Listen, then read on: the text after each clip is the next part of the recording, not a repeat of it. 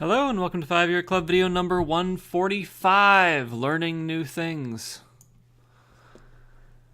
A lot of people say, me included, that they want to learn something new. I want to learn to snowboard, or I want to learn programming. A lot of time, when I was a kid, like in high school, I always wanted to learn programming, but I didn't have the focus to do it. Or I want to learn Salesforce, ha ha ha. Or I want to learn to play chess. Or I want to learn about investing. We say we want to learn these things, but then we don't do it. And that's a shame because there's so much benefit to learning new things, both in terms of broadening our perspective of what is available in life, but also in expanding our insight into the things that we already know and the depth of what we already know. There's a lot of research on learning. It's a whole topic, learning how to learn. Unfortunately, I haven't studied it yet. Haven't had time. But I do have a lot of experience learning new things, especially kind of hard, boring things, but things that are pretty valuable. I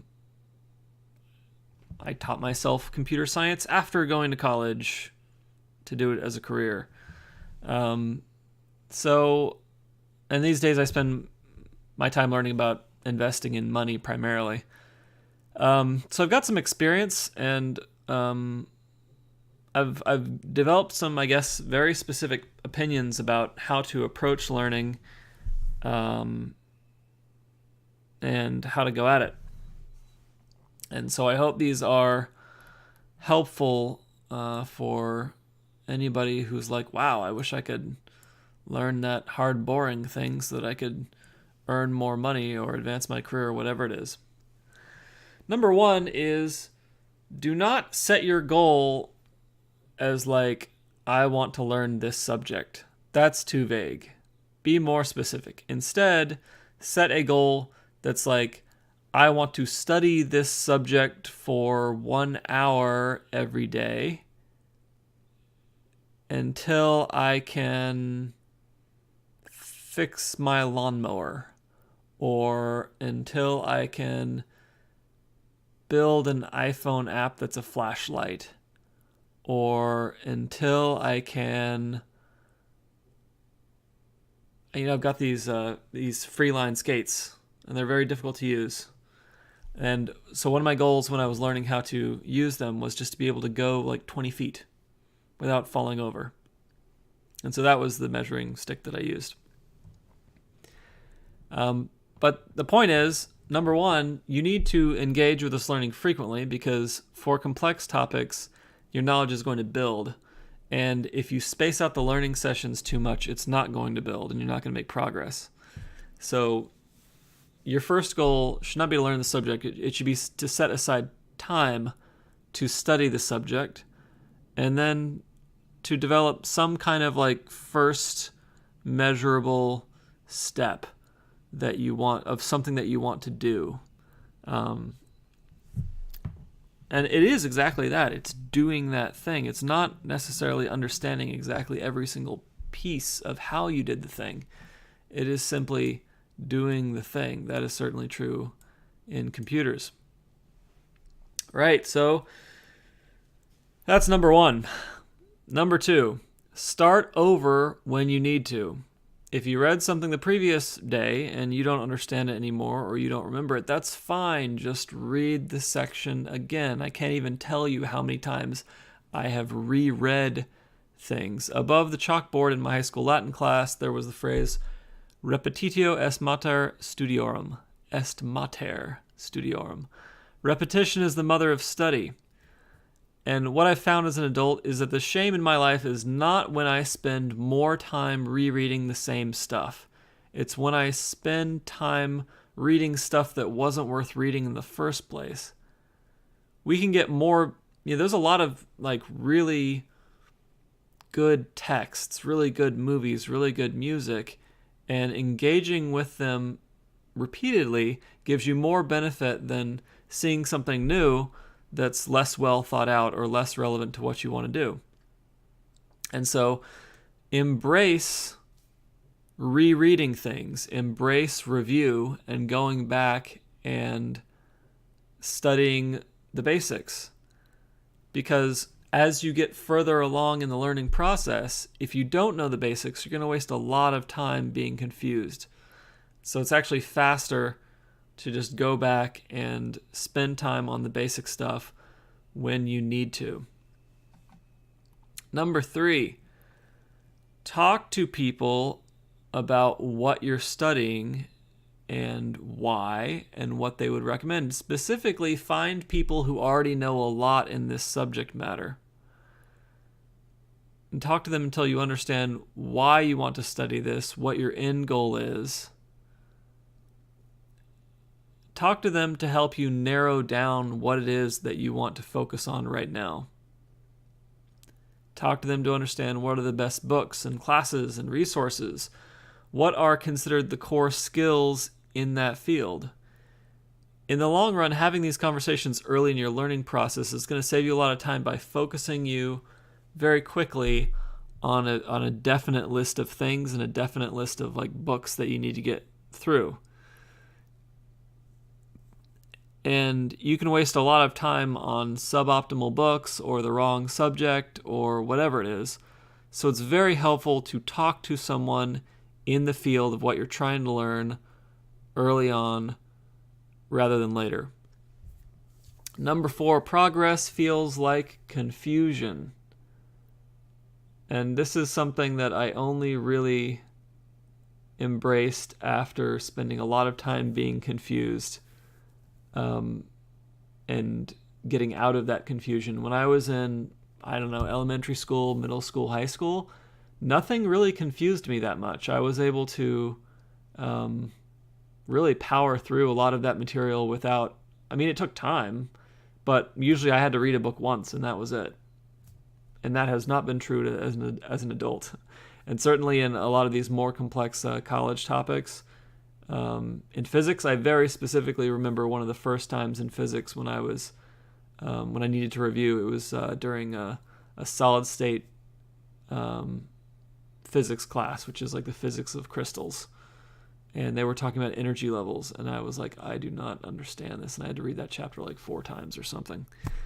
But yeah, what I've learned is that those times when you're like, oh my God, I have no idea what's going on, those are the times when you're making the most progress. They don't feel like it. People think that progress feels like flow. Progress doesn't really feel like flow a lot of times. Progress feels like being confused and then stopping and realizing I am confused, identifying the small piece of that confusion that you can make progress on. Maybe it's just a word that you don't know, a phrase you don't know. And then looking up that word or phrase. You see a formula in a book you don't understand, take the keyword that's near that formula, plug it into YouTube. A lot of times somebody has an example in a video on YouTube that will help you understand the formula within 5 minutes. And the next 2 things are about the difference between reading and kind of passively learning and doing, more actively learning. They're both important. They both have their place, but we need to alternate between them to really learn a subject in all the different ways it can be learned. Reading is going to give you fact recall, you memorize a formula, whatever it is. And it's also going to give you kind of the narrative story of how something developed. It's going to give you, the story of the electron drop experiment or whatever it is that you can then recall and regurgitate and know the shape of it, the shape of how the Schrodinger's equation was originally derived. But reading will not give you like on-the-spot skills oftentimes. Doing gives you more of those on-the-spot skills. Doing, actually writing out equations and things, or actually hopping on a snowboard or whatever it is, that's going to generate more connections between what you've read and what you already know, because it's going to emphasize aspects of what you read that you didn't know needed to be emphasized.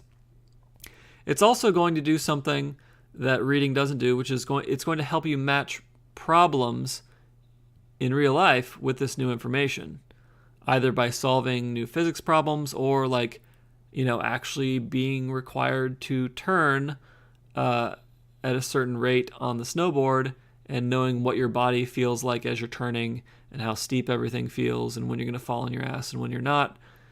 It's going to help you match reality with what you're reading. And you won't be able to get that just by reading. And the third thing that doing will give you that reading will not is intuition, which in the language of, Kahneman and Tversky? Yeah, those two psychology authors, would be type 1 recall. So in their book, Thinking Fast and Slow, they talk about type 1 versus type 2 thinking. Type 1 is like intuitive, quick thinking. Type 2 is more analytical, long, hard thinking. Intuition comes from doing, because typically in the doing you'll notice that certain problems require certain types of knowledge or skills, and you'll also just understand over time as you do things that there are certain problems that happen very often and other types of problems that don't happen very often at all. And by understanding those things, you'll have a much better sense of which piece of your learning you need to bring forth at kind of what contextual time, and you'll actually come up with the information in time to use it. Many people know information, but they can't recall it in time to actually use it in the time that's allotted. And finally, decide on a standard to measure your progress. Something I tell people is they'll complain to me about something they're not making enough progress in, and I'll say you need to blow up the logjam. You need to make a significant change because you're not making progress. And frequently, we don't make progress, but we also don't have a criteria to know when we need to make significant changes, to know when we need to blow up that logjam and just completely try something new in our approach to learning. In some subjects, there are scored tests that you could take on a regular basis to figure out if you are... my cat's interested in my hand. Yeah. Score test to figure out if you're making progress. But in many subjects, there's not a score test, and the best you're going to do is to come up with your own personal little mini objectives to move forward with it. But point is, you should have those mini objectives, and you should have some kind of timeline to attempt those objectives so that you have some kind of timeline to regularly measure whether you need to change your approach. If you're not measuring whether you need to change your approach on a regular basis, you're not going to change things up in time, and that's going to cause you to not move forward as fast as possible. Frequently, you're going to find that to move forward, you need to switch to a different learning aid, or talk to somebody about the subject, or do a different type of problem within the same subject, or whatever it is. I don't know. But yeah, it's rare, I think, that your first approach to trying to learn something is going to be the best approach. And so you need some kind of criteria to tell you when you need to switch, even if the switching is kind of like switch to something random, guess, and check. Switch to something random, switch to something random. It's kind of like duck, duck, goose.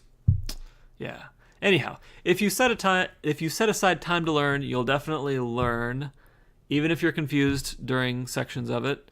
You just keep spending that 1 hour a day, and you will learn over time. You'll make progress, and eventually you're going to get the benefits of that progress. Another thing is that a lot of these subjects, after you learn the first 10 or 20% are kind of the outline of the subject and all the different subparts that you need to learn, things start going a lot faster. When we're really confused and kind of scared of a topic, that's kind of when we're going the slowest. And once we know, well, there's only 3 things to know, and these are the 3 books I need to read, then things go faster because you just start turning the pages in that book instead of humming and hawing over what you need to do. All right, that's it for 5-Year Club video number 145. I hope you enjoyed it. Hope you have a learning goal and you can begin finding the time to pursue it and coming up with your first objective in that pursuit. Have a fabulous evening.